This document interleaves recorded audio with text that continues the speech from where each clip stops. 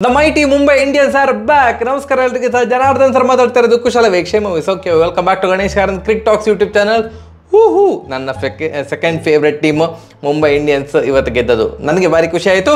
Mumbai Indians Delhi capitals ವಿರುದ್ಧ 29 ರನ್ಗಳಿಂದ ಗೆದ್ದಿದ್ದಾರೆ. First batting ಮಾಡಿದಂಥ ಮುಂಬೈ ಪೇರಿಸಿದ ಮೊತ್ತ ಕೇವಲ 234. ಕೇವಲ 234ಕ್ಕೆ 5 ವಿಕೆಟ್ ಚಚ್ಚಿ ಹಾಕಿದ್ರು. ಇವತ್ತು ದ ಪರ್ಫೆಕ್ಟ್ ಪ್ಲೇಯಿಂಗ್ 11. ಒಂದು ಫೋಟೋ ಬಂತು. ಯಾವುದು ಗೊತ್ತುಂಟ ಇದು ನಾವು ಒಂದು ಸ್ಟಾರ್ಟಿಂಗು ಟೀಮ್ ಅನಾಲಿಸಿಸ್ ಎಲ್ಲ ಟೀಮ್ ಇದು ಮಾಡಿದಾಗ ಈ ಟೀಮನ್ನು ಸಜೆಸ್ಟ್ ಮಾಡಿದ್ದೆ.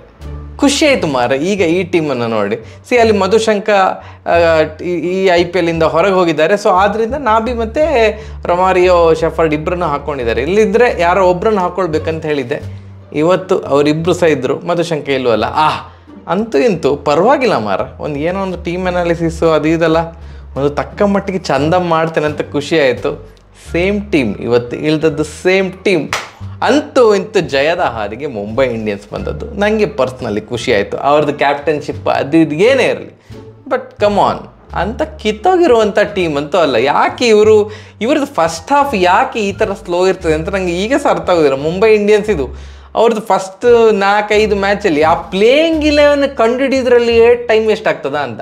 ಅದಕ್ಕಿಂತ ನಮ್ಮದೊಂದು ಟೀಮ್ ಅನಾಲಿಸಿಸ್ ವಿಡಿಯೋ ನೋಡಿದರೆ ಅವರಿಗೆ ಫಸ್ಟ್ ಮ್ಯಾಚಿಂದ ಗೊತ್ತಿರ್ತದಲ್ಲ, ಗೊತ್ತಾಗಬೇಕು ಅಲ್ವಾ ಪ್ಲೇಯಿಂಗ್ 11 ಯಾವ ಥರ ಮಾಡಬೇಕು ಅಂತ. ನಾನೇ ಪರವಾಗಿಲ್ವ ಅಂತ ಮಾರ. ಅವರ ಒಂದು ಎಂತ ಹೇಳೋದು, ಅಲ್ಲಿ ಟೀಮಲ್ಲಿ ಕುತ್ಕೊಂಡಿರ್ತಾರಲ್ಲ ಎಲ್ಲ ದೊಡ್ಡವರು, ನನ್ನ ಟೀಮೇ ಒಳ್ಳೆ ಉಂಟು ಮಾರ.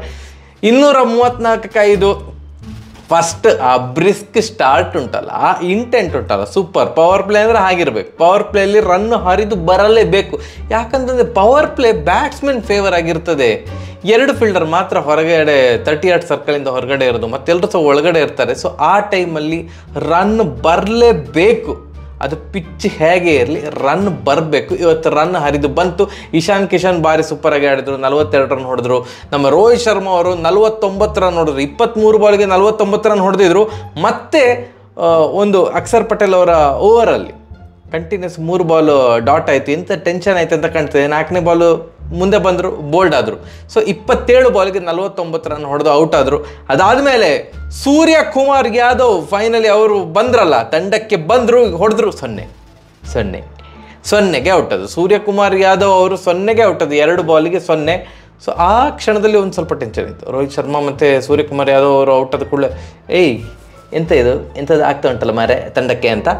ಬಟ್ ಹಾರ್ದಿಕ್ ಪಾಂಡ್ಯ ಅವರು ಸ್ವಲ್ಪ ಟಾಪ್ ಆಫ್ ದ ಆರ್ಡರ್ಲಿ ಬಂದು ನನಗೆ ಪರ್ಸ್ನಲಿ ಖುಷಿ ಆಯಿತು. To study the innings.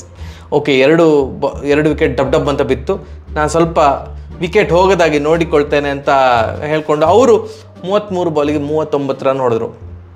But ಅವರು ಔಟ್ ಆದ ಮೊಮೆಂಟ್ ಉಂಟಲ್ಲ, ಅಂದರೆ ತಿಲಕ್ ವರ್ಮಾ ಅವರು ಔಟ್ ಆದಮೇಲೆ ಟಿಮ್ ಡೇವಿಡ್ ಬಂದರು. ಅವರು ದಡಬಡ ಅಂತ ಹೊಡಲಿಕ್ಕೆ ಸ್ಟಾರ್ಟ್ ಮಾಡಿದರು. ಟಿಮ್ ಡೇವಿಡ್ ಮತ್ತು ಹಾರ್ದಿಕ್ ಪಾಂಡ್ಯ ಅವರು ಸೇರಿಕೊಂಡು ಓವರ್ ಆಲ್ ಬ್ರಿಸ್ಕ್ ಆಗಿ ರನ್ ಬಂತು. ಹಾರ್ದಿಕ್ ಪಾಂಡ್ಯ ಅವರು ಸ್ವಲ್ಪ ಸ್ಲೋನೇ ಇತ್ತು. ಓವರ್ ಆಲ್ ರನ್ ಬಂತು, ಚಂದ ರನ್ ಬಂತು. ಬಟ್ ಹಾರ್ದಿಕ್ ಪಾಂಡ್ಯ ಅವರು ಔಟ್ ಆದ ಟೈಮ್ ಪರ್ಫೆಕ್ಟ್ ಟೈಮ್. ಯಾಕಂತಂದರೆ ಹಾರ್ದಿಕ್ ಪಾಂಡ್ಯ ಅವರಿಗೆ ಟೈಮ್ ಮಾಡಲಿಕ್ಕೆ ಸ್ವಲ್ಪ ಕಷ್ಟ ಆಗ್ತಿತ್ತು ಅಂತ ನಾನು ಅಂದ್ಕೊಂಡೆ, ಅಥವಾ ಇನ್ನೂ ಸಹ ಆ ಲಯ ಬರಬೇಕಂತ ಫಿನಿಷರ್ ಥರ. ನಾನು ನಮ್ಮ ಟೀಮ್ ಅನಾಲಿಸಿಸ್ ವಿಡಿಯೋದಲ್ಲೂ ಹೇಳಿದ್ದೆ ಸ್ಟಾರ್ಟಿಂಗಲ್ಲಿ, ನಾನು ಫಿನಿಷರ್ ಅಂತ ನಾನು ಟ್ರೀಟ್ ಮಾಡ್ತಾ ಇಲ್ಲ. ಫಿನಿಷರ್ ಏನಿದ್ರು ಟಿಮ್ ಡೇವಿಡ್ ಅಥವಾ ನಾಬಿ ಶೆಫರ್ಡ್ ಅವರನ್ನು ನಾನು ಟ್ರೀಟ್ ಮಾಡ್ತೇನೆ ಅಂತ. ಶೆಫರ್ಡ್ ಅಣ್ಣ ಬಂದ, ರೊಮ್ಯಾರಿಯೋ ಶೆಫರ್ಡ್, ಈ ವೆಸ್ಟ್ ಇಂಡೀಸರ್ ಎಂತ ಅವ್ರಿಗೆ 6 ಹೊಡಿದು ಅಂದರೆ ಕಾಮಿಡಿ ಅಂತ. 4 ಹೊಡಿಬೇಕೆಂದರೆ ಸ್ಕಿಲ್ ಬೇಕು ಅಂತ ಅವರಿಗೆಲ್ಲ. 4 ಹೊಡಿಲಿಕ್ಕೆ ಗ್ಯಾಪ್ ಹುಡುಕಬೇಕು ಮಾರ್ರೆ, ಎಷ್ಟು ಕಷ್ಟ ಮಾರ್ರೆ. 4 ಎಲ್ಲ ಹೊಡಿಲಿಕ್ಕೆ ಆಗೋದಿಲ್ಲ. 6 ಈಸಿ ಮಾರ್ರೆ ಅಂತ. ಒಬ್ಬ ದೇವ 10 ಬಾಲಿಗೆ 39 ರನ್, ಅದು ಸಹ ಲಾಸ್ಟ್ ಓವರ್ ಎನ್ರಿಕ್ ನೋಕಿಯಾ.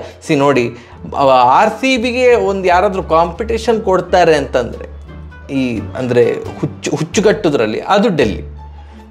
ನೋಕಿಯಾದು ಒಂದು ಫೋಟೋ ಬಂತ ನೋಡಿ. ಅವರು ಲಾಸ್ಟ್ ಓವರಲ್ಲಿ ಈ IPL ಅಲ್ಲಿ 4 ಮ್ಯಾಚಸ್ 20ಕ್ಕಿಂತ ಜಾಸ್ತಿ ರನ್ ಕೊಟ್ಟಿದ್ದಾರೆ. 25, 20, 25. 20 ರನ್ ಧೋನಿ ಅವರು ಹೊಡೆದಿದ್ರು. ಮತ್ತು ಫಸ್ಟ್ ಮ್ಯಾಚಲ್ಲಿ 25 ರನ್ ಹೊಡೆಸ್ಕೊಂಡಿದ್ರು. ರಿಂಕು ಸಿಂಗ್ ಅವ್ರ ಹತ್ರ 25 ರನ್ ಹೊಡೆಸ್ಕೊಂಡಿದ್ರು. ಇವತ್ತು ಎಲ್ಲ ದಾಖಲೆ ಮುರಿದಾಕಿದ್ರು, 32 ರನ್ ಹೊಡೆಸ್ಕೊಂಡ್ರು. ರೊಮಾರಿಯೋ ಶೆಫರ್ಡ್ ಅವರು ಲಾಸ್ಟ್ ಓವರಲ್ಲಿ 32 ರನ್ ಚಾಚಿದ್ರು. 4, 6, 6, 4, 6. ಅಲ್ಟಿಮೇಟ್ ಸೊ ಅಲ್ಲಿ ತಂಡದ ಮೊತ್ತ 234 ಆಯಿತು. 202 ಇತ್ತು, ಲಾಸ್ಟ್ ಓವರಿಗೆ 32 ರನ್ ಹರಿದು ಬಂದು 234 ಆಯಿತು. ಅಲ್ಲಿಗೆ ವಿನ್ ಆಗಿ ಆಯಿತು. ಒಂದು ಸಲ ಅಷ್ಟು ದೊಡ್ಡ ಸ್ಕೋರ್ ಒಂದು ಪೇರಿಸಿದರೆ ಅಲ್ಲಿಯೇ ನೀವು ಆಲ್ಮೋಸ್ಟ್ ವಿನ್ ಆಗಿ ಆಯಿತು. ಮತ್ತು ಬ್ಯಾಟಿಂಗ್ ಸ್ಟಾರ್ಟ್ ಆಯಿತು. ಇವತ್ತು ನಂಗೆ ಖುಷಿಯಾದದ್ದು ನಮ್ಮ ಪೃಥ್ವಿ ಶಾ ಅವರದ್ದು ಒಂದು ಚಂದದ ಆಟ ನೋಡಲಿಕ್ಕೆ ಸಿಕ್ಕಿತ್ತು. 66 ರನ್ ಹೊಡೆದ್ರು 40 ಬಾಲ್ಗೆ, ತುಂಬ ಚೆಂದ ಮಾಡಿ ಆಡಿದ್ದಾರೆ. 8 4 3 6 ಇಟ್ಸ್ ಬ್ಯೂಟಿಫುಲ್ ಇನ್ನಿಂಗ್ಸ್. ಬಟ್ ಅದು ಸಾಕಾಗೋದಿಲ್ಲ. ವಾರ್ನರ್ ಅವರು ಇವತ್ತು ಕ್ಲಿಕ್ ಆಗಲಿಲ್ಲ, 10 ರನ್ನಿಗೆ ಔಟ್ ಆದರು. ಅದಾದಮೇಲೆ 41 ರನ್ ಅಭಿಷೇಕ್ ಪೊರೆಲ್ ಚೆಂದ ಮಾಡಿ ಆಡಿದರು.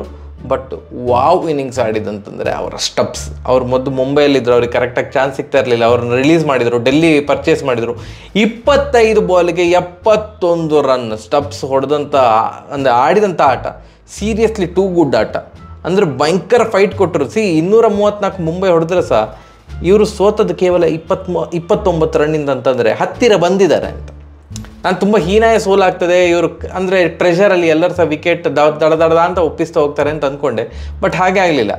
ಓವರಾಲ್ ಯಾರು ಆಡಲಿಲ್ಲ, 3 ಜನ ಮಾತ್ರ ಆಡಿದ್ದು. ಪೃಥ್ವಿ ಶಾ, ಅಭಿಷೇಕ್ ಪೊರೆಲ್ ಮತ್ತು ಮೇಯ್ನ್ ಆಗಿ ಸ್ಟಪ್ಸು. ಉಳಿದವ್ರು ಯಾರು ಸಾಥ್ ಕೊಡಲಿಲ್ಲ. ಪಂತ್ ಚಂದ ಮಾಡಿ ಆಡಲಿಲ್ಲ. ಪಂತು ಫಸ್ಟ್ ಬಾಲೇ ಅವರಿಗೆ ಒಂದು ಯಾರ್ಕರ್ ಬಂದಿತ್ತು, ಅದರಿಂದ ಸ್ಕೂಪ್ ಮಾಡ್ಲಿಕ್ಕೆ ಹೋಗಿ ಎಲ್ಲಿ ಹೋಯಿತು ಬಾಲು. ನೆಕ್ಸ್ಟ್ ಬಾಲೇ ಔಟ್ ಆದರು ಅವರು, 1 ರನ್ ಹೊಡೆದು ಔಟ್ ಆದರು. ಅಕ್ಷರ್ ಪಟೇಲ್ ಅವರು ವಿಯರ್ಡ್ ರನ್ ಔಟ್ ಮಾರ್ರೆ. ಅಕ್ಷರ್ ಪಟೇಲ್ ಇದು 2 ರನ್ ಆರಾಮ್ಸೆ ಓಡ್ತಾ ಇದ್ರು. ಥ್ರೋ ಅವ್ರ ಹತ್ರ ಬಂತು. ಎಂತ ಮುಂದೆ ಓಡಬೇಕಲ್ಲ, ಅಲ್ಲೇ ಬಗ್ಗಿ ಕೂತರು. ಸ್ಟ್ರೈಕರ್ ಎಂಡಲ್ಲಿ ಬಗ್ಗಿ ಪುಸ್ಕಂತ ಕೂತರು. ಅಲ್ಲಿ ರನ್ ಔಟ್ ಆದರು.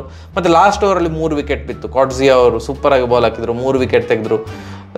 ಸೊ ಓವರ್ ಆಲ್ ಆಗಿ ಆರಾಮದಾಯಕ ವಿಜಯ ಅಂತ ಅಂದ್ಕೊಳ್ತೇನೆ. ಆ್ಯಂಡ್ ಅಲ್ಲಿ ಟೆನ್ಷನ್ ಆಗ್ತಿದ್ದ ಸಮಯ ಒಂದು, ಅಭಿಷೇಕ್ ಪೊರೆಲ್ ಮತ್ತು ಪೃಥ್ವಿ ಶಾ ಅವರು ದಡಬಡ ಅಂತ ಹೊಡಿತಾ ಇರುವಾಗ ಒಬ್ಬ ಬೌಲರ್ ಬಗ್ಗೆ ನಾವು ಮಾತಾಡಲೇಬೇಕು. ಯಾರ ಬಗ್ಗೆ? ಆಫ್ ಕೋರ್ಸ್ ಬುಮ್ರಾ ಬಗ್ಗೆ ಮಾರ್ರೆ.